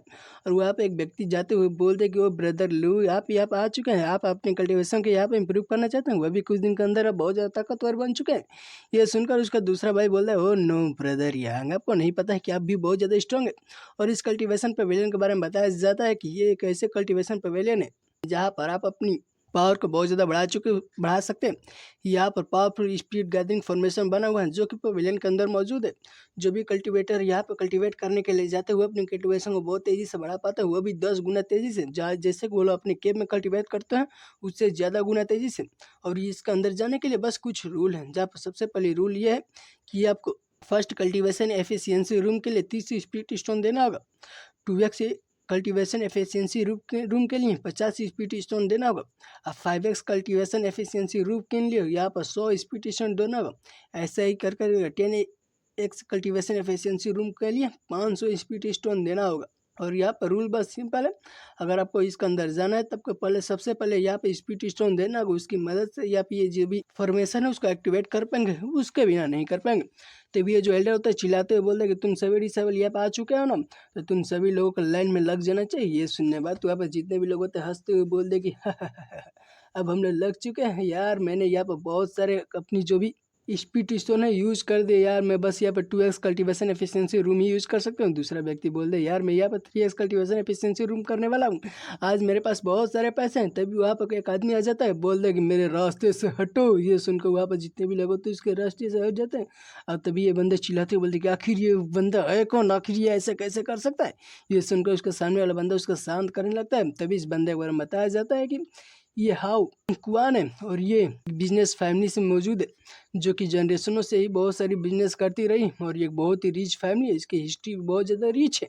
और तभी बोलता है कि मैंने सुना है कि ये 100 क्वांस को देता है, वो भी एक स्पीड स्टोन के लिए, वो भी क्यानकुन सेट के अंदर। ये हमारा जो क्यानकुन सेट है उसका आउटर डिसेबल सबसे रिचेस्ट डिसेबल बन चुका है, वो भी 1 महीना के अंदर ही। और इसका टैलेंट के बारे में बात करती है, बहुत ज़्यादा टैलेंटेड तो नहीं है, लेकिन इसके पास पैसे इतना ज़्यादा है कि ये तुम्हारे को कुछ भी करवा सकते, किसी को पैसे देकर किसी को भी मरवा सकता है। तो दिखाया जाता है ये बंदा चिल्लाते हुए बोला ठीक है एज यूजुअल मैं यहाँ पर 10x कल्टीवेशन एफिशिएंसी रूम का यूज़ करने वाला, जल्दी से उसे मुझे दे दो। और ये दिखाया जाता है 10x कल्टीवेशन एफिशिएंसी रूम का नाम सुनते ही यहाँ पर जितने भी लोग तो चौंकते हुए बोले क्या आखिर इसके पास इतने सारे पैसे कैसे आ गए, आखिर ये ऐसे कैसे यूज कर सकता है, ये तो बहुत ज़्यादा रिच है, मैं तो इसको कभी भी सपने में भी अफोर्ड नहीं कर सकता। तो दिखाया जाता है एल्डर का जो कि बोलता है भाई तुम बहुत ज़्यादा लेट हो चुके हैं, जो 10x कल्टीवेशन एफिशिएंसी रूम है उसका ऑलरेडी किसी ने बुक कर लिया। ये सुनकर बोलते हैं क्या बुक कर लिया, आखिर वो है कौन। गुस्से में बोलते हैं कि क्या सच मिल रही है, 10x एफिशिएंसी रूम को किसी ने बुक कर लिया, आखिर वो है कौन, जल्दी से उसे बुक करो। क्या तुम्हें नहीं पता है कि मेरी एबिलिटी क्या है, मैं तुमको उससे ज़्यादा पैसे दूंगा। ये सुनकर बोलता है लेकिन तुम लेट हो चुके ना, देखो मैं तुम्हें लग रहा है कि मैं झूठ बोला, तुम ऊपर देख सकते हो क्या इसका यूज हो रहा है या फिर नहीं हो रहा है। दिखाया जाता है सबसे टॉप वाले फ्लोर पर जहाँ पर लाइट जल रही होती है, और इस लाइट को देखते हुए यहाँ पर एक बंदा इसके साथ ही बोलता है कि बॉस देखिए वहाँ पर 10x का एफिशिएंसी वाले रूम का लाइट ऑफ है, इसका मतलब वहाँ पर कोई है। ये सुनकर बोलते कि वेट वेट वेट, तुम गाइस तुम सब इन देख लिया कि वहाँ पर 10x एफिशिएंसी रूम का कोई यूज कर रहा है, तो क्यों नहीं यहाँ पर कुछ करता है। ये सुनकर लोग बोलते हैं कि आखिर तुम करने क्या चाहते हो। ये सुनकर बताता है कि ठीक है 10x एफिशिएंसी रूम का हर घंटे 300 स्पीड स्टोन देना होगा, जाकि वो फॉर्मेशन एक्टिवेट रहे, उसके बाद ही तुम वहाँ पर लंबे समय तक टिक पाओगे। तो चलो ये बेट लगाते हैं कौन ज़्यादा समय तक टिकेगा। मुझे ऐसा लगता है कि वो 1 घंटे के अंदर ही वहाँ से बाहर आ जाएगा, क्योंकि उसके पास ज़्यादा होगा ही नहीं। ये सुनने के बाद तो उसके जितने भी साथी होते हैं हंसते हुए बोलते हैं बॉस आप तो बहुत ज़्यादा ब्रिलियंट है। तब ये घंटा बीत जाता है, और 1 घंटा बीतते हुए अपना मन ही मन में सोचता है कि 1 घंटा बीत चुका है, अब वो बहुत जल्दी से आने वाला है, और वो जैसे ही आएगा मैं उसके पिछवाड़े पर लात मार के यहाँ से बाहर भगा दूंगा। उसके बाद 2 घंटा बीत जाता है लेकिन वहाँ से कोई नहीं आता, 3 घंटा बीत जाता है कोई नहीं आता, 4 घंटा भी बीत जाता है लेकिन कोई नहीं आता। इस देखते हुए तो उसके जितने भी बंदे होते बोलते हैं कि मुझे तो बहुत ज़्यादा नींद आ रही है, अब मैं सोने जा रहा हूँ। ये सुनने के बाद उन सभी का बॉस उन सभी को थप्पड़ मारते हुए बोलते हैं क्या तुम सभी लोग सोने जा रहे हो, देख नहीं रहे हो कैसे हो साला, तुम लोग सोते हुए मुझे मेरे कपड़े इतने ज़्यादा लार लगा दिए, मेरे कपड़े इतने ख़राब हो चुका है, तो अब इस कपड़े के पैसे कौन देगा, तुम्हारे बाप देगा। ये सुनने के बाद उसके दोनों बंदे बोलते हैं बॉस मुझे माफ़ कर दिए, लेकिन देख रहे इतना कितना समय बीत चुका है लेकिन अभी तक वो बंदे नहीं है, आखिर आप करके रहे हैं। ये सुनने के बाद वो बोलता है कि ऐसा लग रहा है कि क्यानकुन सेट के अंदर कोई दूसरा भी व्यक्ति बहुत ज़्यादा धनी आ चुका है ना, ऐसा लग रहा है कि वो सेकेंड रिच पावरफुल बन रहा है, लेकिन नहीं उससे ज़्यादा रिच मैं हूँ, अगर वो एक बार बाहर तो आ जाए मैं दिखाता हूँ अपनी पावर। ये देखकर उसके जितने भी साथी होते हैं बोलते कि हाँ हमारे बॉस के पास बहुत ज़्यादा पेंशियल पावर है, बॉस हमारे बेस्ट है। इतना करने के बाद बॉस की बहुत ज़्यादा धज्जी उड़ा रहे होते हैं, तभी अचानक से ही अंदर से कुछ लोग बाहर आते हुए बोलते कि बॉस यहाँ से भागो। ये सुनने के बाद वो बोलते कि आखिर हुआ क्या, आखिर तुम लोग ऐसे बाहर क्यों भाग के आ रहे हो। ये सुनने के बाद वो बोलते कि बॉस आप पवेलियन को नहीं देख रहे, पवेलियन कितने ज़्यादा हिल रहा है, थोड़ा पवेलियन की तरफ तो देखिए। ये सुनने बाद बोल रहे ठीक है, मुझे तुम्हारे इंस्ट्रक्शन की कोई ज़रूरत नहीं, मैं उधर देख सकता हूँ? तभी दिखा देते पवेलियन को, जो कि बहुत ज़्यादा खतरनाक तरीके से चेक कर रहा होता है। और ऐसे चेक करते हुए देखने के बाद तो वहाँ पे जितने भी लोग होते हैं बोले क्या ये 10x कल्टीवेशन रूम के कारण इतनी ज़्यादा चेक करे, आखिर वहाँ पर चल क्या रहा है? ये देखकर तो बॉस भी घबराते हुए बोले कि आखिर वो पर्सन कौन है जो 10x का वाले रूम का यूज़ कर रहा है? आखिर क्या वहाँ पर अपने रीम को ब्रेक थ्रू करने वाला है? और दिखाया जाता है उस रूम से बहुत खतरनाक एनर्जी रिलीज़ हो रही थी। और इस एनर्जी को रिलीज़ होते हुए देखने के बाद वहाँ पे जितने भी लोग होते हैं बोलते भागो यहाँ से भागो वरना हमारा पपीता निकल जाएगा। तभी अचानक से उस रूम के अंदर एक धमाका होता है। इस धमाके को देखने के बाद वहाँ पे एक चिल्लाते बोलते क्या वो देखो वहाँ पर क्या हो गया? और बोलते बॉस यहाँ से भागो, बॉस यहाँ से भागो। तभी अचानक से वहाँ से कोई निकल कर आता है, निकल कर आकर ज़मीन पर लैंड करता है, जिसके कारण वहाँ के जितने भी पत्थर होते हैं पूरी तरह से टूट गए होते हैं। और जब अपना एमसी होता है, और ये कोई नहीं, ये होता है अपना एमसी, जो कि अपने सिस्टम की ओर देखते हुए बोल दे कि यह ये 10s कल्टीवेशन रूम बहुत ज़्यादा अच्छा था, मैंने यहाँ पर बहुत सारी स्पीच यूज़ कर लिया और मैं अब यह 5th stage of transcendental realm पर पहुँच चुका हूँ। अपना एमसी बोलते हे यहाँ पे ऐसा लगता है कि मैंने यहाँ पर फैमिली के ट्रेजर का जो आधा हिस्सा लिया था, उसका जो फाइनेंशियल स्ट्रेंथ था बहुत ज़्यादा अच्छा था। मैंने वहाँ पर बहुत ज़्यादा एनर्जी का यूज़ कर लिया, बहुत सारे पैसे का भी यूज़ कर लिया। ली फैमिली बहुत ज़्यादा पावरफुल है। मैं मुझे लगता है कि वहाँ से और भी कुछ धन उन कमा लेना चाहिए ताकि मैं भविष्य में और ज़्यादा ऐसे यूज़ कर पाऊँ।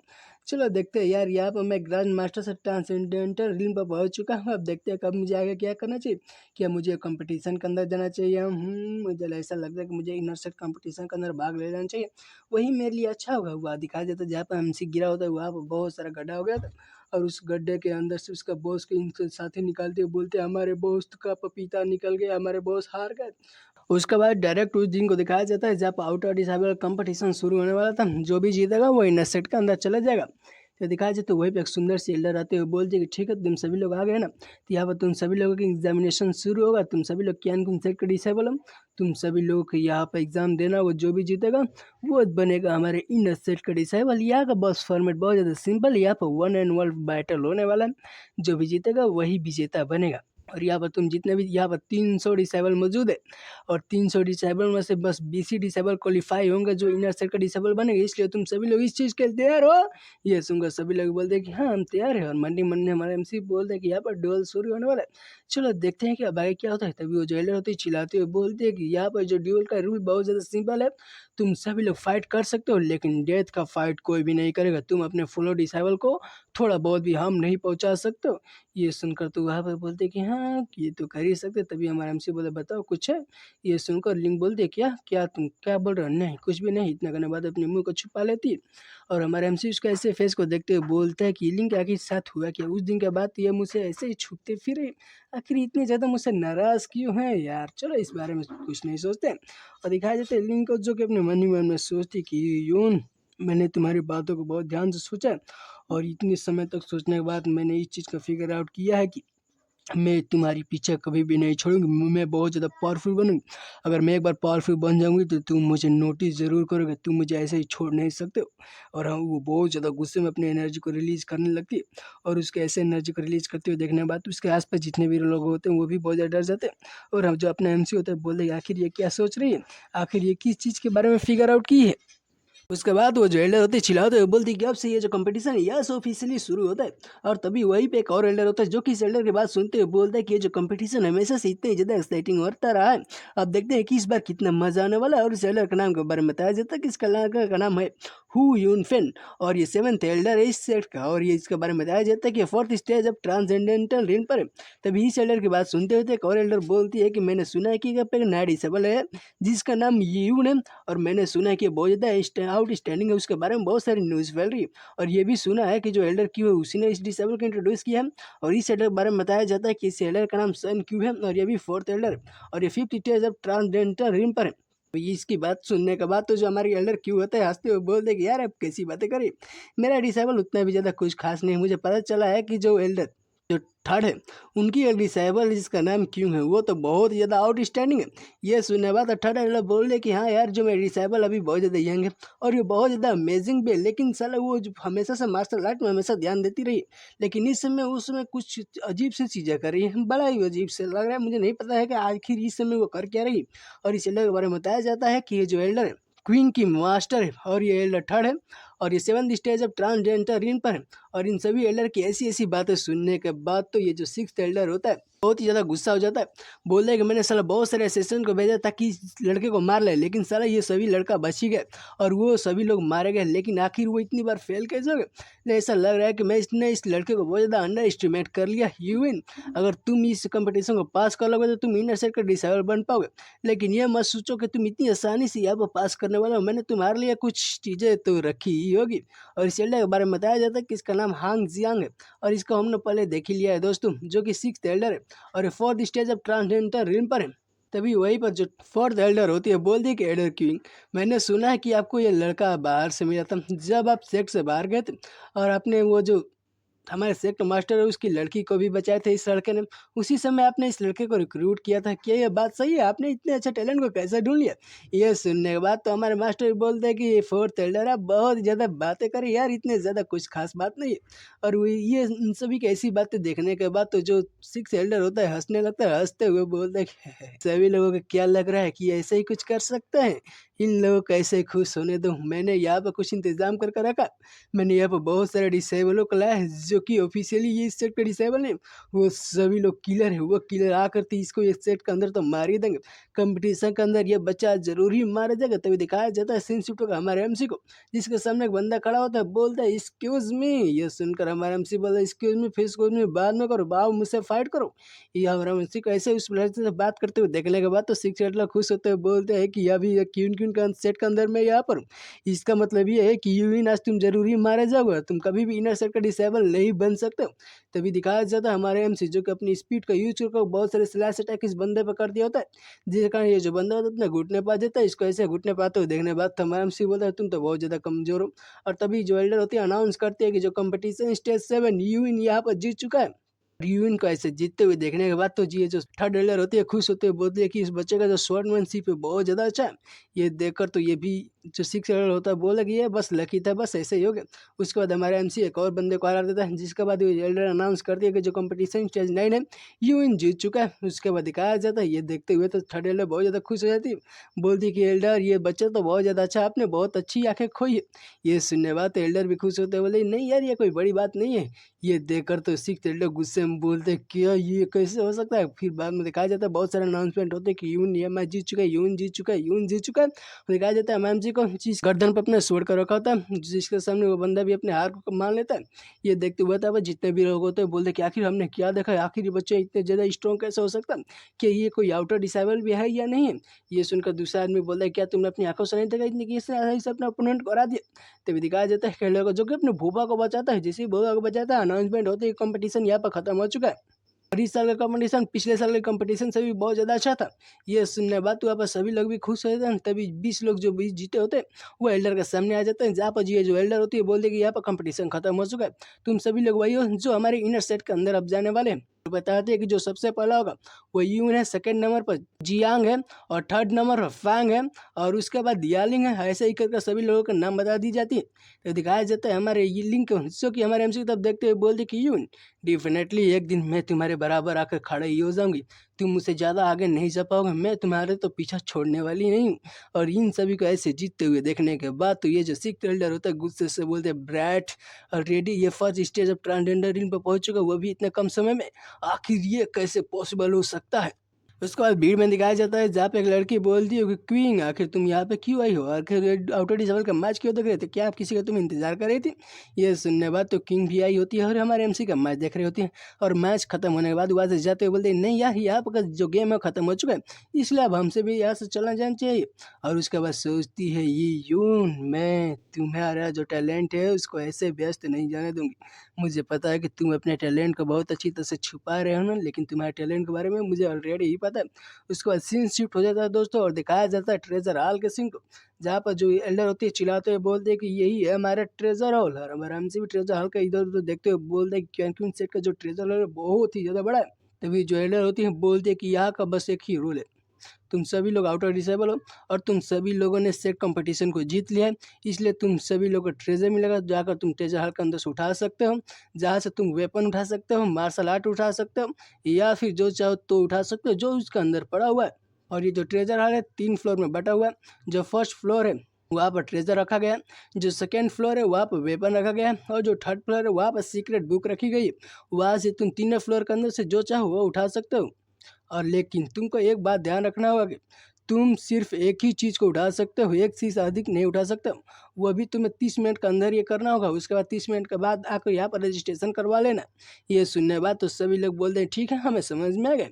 इतना करने के बाद सभी लोग बड़ी तेज़ी से उसके अंदर चले जाते हैं। दिखाया जाता है एमसी को, जो कि उसके अंदर आ गया होता है। बोलता है कि आज रिस्पेक्टेड क्वांटिन जो सेक्टर बहुत ज़्यादा जेनरस है। यहाँ पर इतने सारे थर्ड ग्रेड की खतरनाक वेपन है, शॉर्ट वेपन भी है, फोर्थ ग्रेड के भी वेपन है। तभी हमारे एमसी को किसी पर नज़र जाती है, नज़र देखते हुए बोलते क्या यहाँ पर तो फिफ्थ ग्रेड का वेपन भी है। और तभी हमारे एमसी के सामने स्टारफॉल स्वॉर्ड का एक रेमिनेंट बचा होता है, जो कि फिफ्थ ग्रेड का वेपन है। और हमारे एमसी इसको देखते हुए बोलते क्या मैं इसको ले लूँ। तभी सीन शिफ्ट हो जाता है। कुछ समय बाद के सीन को दिखाया जाता है, जहाँ पर जो एल्डर होती है सबकी नाम ले रही होती है। बोलती है कि यहाँ पर lecture shadow step dragon slayer sword next. उसका दिखाया जाता है हमारे एमसी को, जो कि लिंक से बातें करते हुए बोलते हैं कि तुम तो बहुत ही अच्छी चीज़ें चुनी हो, ये बहुत ही अच्छा चीज़ है। ये सुनने बाद तो लिंक बोलती है आखिर तुमने क्या चुना। और हमारे एमसी के स्वord की तरफ देखने लगती है, बोलते कि ये स्वord। तभी दिखाया जाता है, बोलते कि ये स्वord तो लेकिन टूटा हुआ है। तभी एक लड़का बोलते क्या ये स्वord को स्टारफॉल स्वord नहीं कहा जाता है। और बताता है कि स्टारफॉल स्वord इतना ज़्यादा पावरफुल स्वord है कि वो किसी भी चीज़ को दो टुकड़ों में काट सकता है। एंशिएंट टाइम में बहुत ही डिवाइन स्वord की तरह इसको लिया जाता था, लेकिन किसी वजह से ये स्वord टूट गया। हाँ, जब ये स्वord टूटा तो इसको कचरे की तरह यूज किया जाने लगा, लेकिन मुझे नहीं पता था कि तुम इसे उठा लोगे। ये सुनकर हमारा एमसी बोलता है मैंने इसे उठाया है क्योंकि मुझे पता है कि इस स्वord को मैं कैसे फिक्स कर सकता हूँ। तभी हमारे एमसी को याद आता है, जब हमारा एमसी डी फैमिली के अंदर आया होता है तो उसको एक ट्रेजर मिला होता है। और ये ट्रेजर टॉप क्वालिटी का एंशियन एफिशियल आयरन है, और ये बहुत ज़्यादा रेयर है। ये ऐसा चीज़ है जिसकी मदद से हम किसी भी वेपन को एक बार फोर्ज कर सकते हैं। लेकिन मुझे नहीं पता था कि लू फैमिली के पास ऐसी चीज़ें होगी। और ये ली फैमिली है, इसी के पास ये पूरी काउंटी के अंदर ये एक चीज़ मौजूद थी जिसको मैंने उठा लिया। अब इसकी मदद से मैं ये स्वॉर्ड को पूरी तरह से फोर्ज कर पाऊँ। तभी हमारे एमसी बोलता है कि मास्टर क्या अब मेरा काम हो गया। ये सुनने के बाद वो बोलते हैं ठीक है, अब तुम यहाँ से जा सकते हो। ये सुनकर हमारा एमसी वहाँ से जाने लगता है। उसके बाद बोलती है कि inner speed elixir blasting storm slash Starfall shot next. तो दिखाया जाता है एमसी को, जिसके हाथों में एक पील होती, और बोलते हैं कि इनर सेक्ट के अंदर आने के बाद हमको एक इनर स्पीड एलेक्सर भी मिला है, जिसकी मदद से हम मार्शल आर्ट को सेंसेस को बहुत ही आसानी से इन्हांस कर सकते हैं, और हमारी स्पिरिचुअल एनर्जी को भी इन्हांस कर सकते हैं, जिसकी मदद से मैं अपनी 10 फोल्ड अटैक स्पीड को और अच्छी तरह से यूज कर पाऊंगा। उसको दिखाया जाता है हमारे एमसी बोलता है कि जो मेरे अर्थ रैंक के इंटरमीडिएट लेवल की मार्शल आर्ट है ब्लास्टिंग स्टॉर्म स्लैश, और जिसको कहा जाता है स्पीड की तरह इसको यूज किया जाता है। और मेरे पास भी लाइटनिंग स्पीड है 20 मिलियन अटैक स्पीड। इसकी वजह से ये जो मेरे अटैक स्पीड है बहुत ज़्यादा बढ़ चुकी है। अगर मैं इसका यूज करता हूँ तो मैं बहुत खतरनाक अटैक कर पाऊंगा। उसके बाद हमारा एमसी वहाँ से जाने लगता है। ये देखने के बाद तो लिंग हमारे एमसी से बोलते यू विन, आखिर तुम कहाँ जा रहे हो।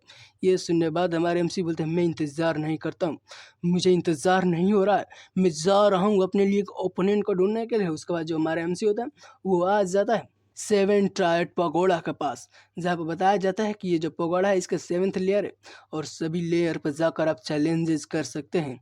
जब आप चैलेंजेस करेंगे तो आपको रिवॉर्ड मिलेगा, और रिवॉर्ड पाने के लिए आपको सबसे पहले जो आपका चैलेंजर होगा उसको हराना होगा, और इसके अंदर जाने के लिए आपको स्पीड स्टोन देना होगा। बिना स्पीड स्टोन के आप इसके अंदर जा ही नहीं सकते। इसके बाद हमारा एमसी भी वहाँ पर अपने स्पीड स्टोन कर देता है, और जैसे लेता है उसके सामने एक पोर्टल खुल जाता है, और हमारा एमसी उसके अंदर चला जाता है। और अंदर जाते हुए बोलता है कि हाँ, जब मैंने इसको एक्टिवेट किया था कि यहाँ पर जितने भी डिसाइबल होते हैं वो सभी लोग इधर उधर चले जाते हैं। और कहानी सुनाने वाला हमको बताता है कि जब भी कोई इस पकौड़ा के अंदर आता है और इसको एक्टिवेट करता है तो जो भी डिसाइबल होते हैं वो सेम लेवल पर होते हैं, इसलिए वो सभी लोग एक दूसरे से ना लड़े, इसलिए उन सभी लोग अलग अलग एरिया में टेलीपोर्ट कर दिया जाता है। और इसलिए जो भी लोग होते हैं अपने पूरे पोटेंशियल से फाइट कर पाते हैं, तभी यहाँ वो फाइनल रिजल्ट निकल पाता है। और तभी दिखाया जाता है हमारे एमसी को, जो कि फर्स्ट और सेकंड स्टेज को पास कर थर्ड स्टेज पर आगे होता है, जहाँ पर उसके सामने एक डेमोनिक बीस्ट होती है, जो कि third stage of demonic beast, जिसका नाम ब्लैक शैडो लेपर्ड है। हमारे एमसी उसके सामने खड़ा होते हुए बोल रहा है कि ओ मैंने सेकेंड और फर्स्ट स्टेज को बहुत आसानी से पास कर ली, लेकिन मुझे पता नहीं था कि थर्ड स्टेज पर मुझे एक डेमोनिक बीस्ट मिलेगी। तो चलो अभी इसको भी बहुत अच्छी तरह से पास करते हैं। उसके बाद जो अपना एमसी होता है वो उस बीस्ट से फाइट करने लगता है और फाइट करते हुए हमारा जो एमसी होता है बहुत ही पावरफुल अटैक करने के बाद उस बीस्ट को हरा देता है। और बीस्ट को हराता है तो बाहर 3 लाइटें जल जाती है, जिसके कारण एक आदमी चिल्लाते हुए बोलते वहाँ देखो वहाँ पर तो 3 लाइट जल चुके हैं, आखिर चल क्या रहा है। ये सुनने के बाद दूसरा आदमी बोल रहा है क्या तुम्हें नहीं पता, यहाँ पर सिर्फ अभी 3 ही लाइट जली है, इतना ज़्यादा चिंता करने की कोई जरूरत नहीं। और बोलता है कि जब भी 3 लाइट जल जाती है इसका मतलब 3 लेवल को पार कर लिया, अब जो भी होगा वो 4th लेवल के अंदर जाएगा। इसका मतलब ये है कि जो बंदा है वो 4th लेवल के अंदर जाने वाला है। और उसी के बीच में एक सुंदर सी लड़की को हमको दिखाया जाता है, तभी बोले कि वो देखो वहाँ का 4th लाइट भी जल चुकी है। इसका मतलब वो है कि वो 4th लेवल का भी पास कर चुका है, इसका मतलब वो 5th लेवल में जाने वाला जो भी अंदर है। तो दिखाया जाता है कभी कोई चिल्लाते हुए बोले कि ये देखो 5th लेवल भी जल चुका है, इसका मतलब वो 5th लेवल पार कर 6 लेवल में जाने वाले। तभी कोई बोलते क्या तुम्हें पता है कि 5th लेवल के बाद जो 6 लेवल है बहुत ज़्यादा खतरनाक है।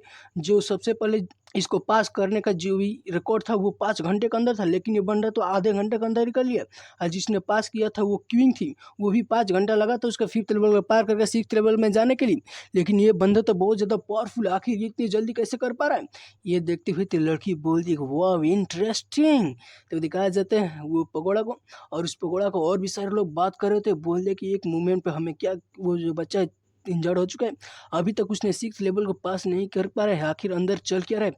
मुझे ऐसा लग रहा है कि जो 6th लेवल और भी ज़्यादा खतरनाक है। और बताता है कि कहा जाता है कि 6th लेवल के अंदर कोई भी डिसेबल जल्दी नहीं जाता है, क्योंकि वहाँ पे एल्डर जाते हैं। 6th लेवल के अंदर बहुत ही खतरनाक ओपोनेंट ने सिर्फ उसको एल्डर ही हरा पाते हैं। लेकिन यहाँ पे एक डिसेबल गया है, क्या वो जो लड़का होगा वहाँ पर बच पाएगा। और तभी हमको दिखाया जाता है 6th लेवल के अंदर जहाँ पे एक बंदे को बहुत सारे वीडियो के अंदर बांध कर रखा गया होता है। वहीं पर आ जाता है हमारा सिंह, जो कि आते हुए बोलते हैं कि फाइनली मैं तो यहाँ पर आ गया। और फाइनली यहाँ पर अब कोई बीस्ट नहीं, यहाँ पर तो एक इंसान है, अब मुझे और ज़्यादा मज़ा आने वाला है। तभी दिखाया जाता है अचानक से उस बंदे को, जो कि डायरेक्ट आकर हमारे एमसी पर अटैक कर देता है। लेकिन जो अपना एमसी होता है अपने स्पीड के कारण उसका अटैक को डॉज कर लिया होता है। और हम एमसी बोल रहे क्या ये तो 5th level of transgender grip है, आखिर ये बंदे इतना ज़्यादा पावरफुल क्यों है। तभी जो अपना एमसी होता है अपने हाथों में एनर्जी इकट्ठा करके इस बंदे पर अटैक करता है, लेकिन ये बंदा होता है हमारे एमसी के हाथों को बहुत ही आसानी से रोक लेता है। ये देखने के बाद हमारा एमसी बहुत ज़्यादा घबरा जाता है, और पता चलता है कि जो हमारा एमसी का अटैक इतनी ज़्यादा पावरफुल था कि इस बंदे को पूरी बाजू टूट गई होती है और ख़त्म हो गई होती है। और इसकी ऐसी बाजू को देखने के बाद तो हमारा एमसी बोलते हैं क्या ये किस प्रकार की स्किल है। मुझे ऐसा लगा कि मैं किसी पानी के ऊपर अपने पंच को मारा हूँ, आखिर ये कैसे हो सकता है, आखिर ये किस प्रकार का ट्रिक के यूज कर रहा है। तो दिखाया जाता है इस बंदे को, जो कि हंसते हुए बोलते हैं तुम साले फाइनली फाइनली यहाँ पर तो कोई आ गया। क्या तुमको मेरी मिस्टीरियस टेक्निक से बहुत ज़्यादा डर लग रहा है, क्या मेरी मिस्टीरियस टेक्निक आसान है, क्या तुम्हें ये पसंद है। ये सुनने बाद तो हमारा एमसी कुछ भी नहीं बोलता, बड़ी खामोश रहता है और बोलता है क्या मिस्टीरियस टेक्निक, क्या ये कोई सेक्रीफाइस टेक्निक है। ये सुनने के बाद वो बोलते कि मैं एक इमोर्टल हूँ, इसका मतलब यह है कि मैं हेवन और अर्थ में कहीं भी रह सकता हूँ, मैं कभी भी नहीं मरूंगा। ये सुनने के बाद तो हमारे एमसी बोल दे कि हाँ मुझे पता है, मैंने क्यान सेट के क्लास के अंदर पढ़ा था कि यहाँ पर बहुत सारी इविल और क्रूएल टेक्निक भी होती है, जो बहुत ही ज़्यादा खतरनाक होती है। कहा जाता है इन टेक्निक की प्रैक्टिस करने के लिए बहुत सारे नवजात शिशुओं को बलि दी जाती है, उसके बाद ही इस टेक्निक की प्रैक्टिस की जा सकती है। यानी तुमने नवजात शिशुओं को बलि देने के बाद इस टेक्निक की प्रैक्टिस की है। ये सुनने के बाद तो ये बंदा भी हंसते हुए बोलते कि ये इतना भी ज़्यादा बुरा नहीं था। ये सुनने के बाद तो हमारा एमसी बोलता है ठीक है, अगर तुमने उन छोटो बच्चों को मार दिया है तो इसका मतलब ये है कि तुम अपनी सेल्फिश डिज़ायर के लिए बहुत सारे इनोसेंट बेबीज की किल की है। तो आज मैं उन सभी का बदला तुमसे लेकर ही रहूँगा, आज मैं तुम्हें हरा कर तुम्हें जान से मार दूंगा। यह सुनने के बाद ये बंदा भी हंसते हुए बोलता है हाइपोक्रिएट, कौन कह रहा है कि तुम राइटियस, तुम साले लोगों ने मुझको यहाँ पे इतने सालों से कैद रखा है क्योंकि तुम चाहते थे कि मैं तुम्हारे डिसेबल के साथ फाइट करूं और तुम्हारे लिए एक ट्रेनिंग पार्टनर बनूं। और क्या बताओ, ये तुम्हारी कोई विश नहीं थी, ये तुम्हारा कोई लालच नहीं था जिसकी वजह से तुमने यहाँ पे बना है। तुम करो तो सही, मैं करूँ तो गलत, तुम करो तो लीला, मैं करूँ तो करेक्टर ढीला, इसमें कौन सी बड़ी बात है। तुम भी करते हो वही काम, मैं भी करता हूँ वही काम। ये सुनने के बाद तो हमारा एमसी बहुत सारा गुस्सा हो जाता है और बोलता है कि ओल्ड मैन तुम हमारे ज्ञान कुंज सेट के अंदर हो और यहाँ पर इतनी बड़ी बड़ी बातें करो, तो आज मैं तुम्हें जान से मार दूंगी। इतना करने बाद हमारा एमसी अपनी बहुत ही स्पीड का यूज तेज करता है और बहुत सारे अटैक करके इस बंदे से दूर निकल जाता है और दिखाया जाता है हमारा एमसी का अटैक इतना ज़्यादा पावरफुल होता है कि इस बंदे की भी हालत ख़राब हो गई होती है। तभी हमारा एमसी बोलते ठीक है, आज मैं उन सभी बच्चों का बदला लेने वाला हूँ जो कि तुमने इतने सालों से उन सभी को कैद करके रखा है, उन सभी के एनर्जी को अपनी बॉडी के अंदर समा कर रखा है। ये सुनने के बाद ये बंदा भी हंसते हुए बोलता है कि तुम मुझे ब्लेम कर रहे हो कि मैंने उन सभी को मारा है और तुम्हारे सेक्ट वाले ने भी यहाँ पर बहुत सारे डिसाइबल को भेजा है ताकि वे मुझे मार सके, लेकिन वे नहीं मार पाए और मैंने किसी को मार दिया। तो तुम्हें गलत लग रहा है, लेकिन ये गलत नहीं, ये भी सही है। आज मैं उन्हीं बच्चों के पास भी तुम्हें भेज दूंगा। आज मेरा मूड बहुत ज़्यादा अच्छा है, इसलिए आज मैं तुम्हें पेनलेस डेथ देने वाला हूँ। इतना करने बाद वो अपनी बॉडी से बहुत ही ज़्यादा मात्रा में ब्लैक कलर की एनर्जी रिलीज करने लगता है और ये जो एनर्जी होती है सीधे आकर हमारे एमसी पर अटैक करने के लिए तैयार हो जाती है। और इसी के साथ दोस्तों होता है ये वीडियो खत्म। तो मिलते हैं कल अगले वीडियो के साथ। अगर आपको ये वीडियो थोड़ा सा भी अच्छा लगा तो वीडियो को लाइक करके चैनल को सब्सक्राइब जरूर कर दीजिए।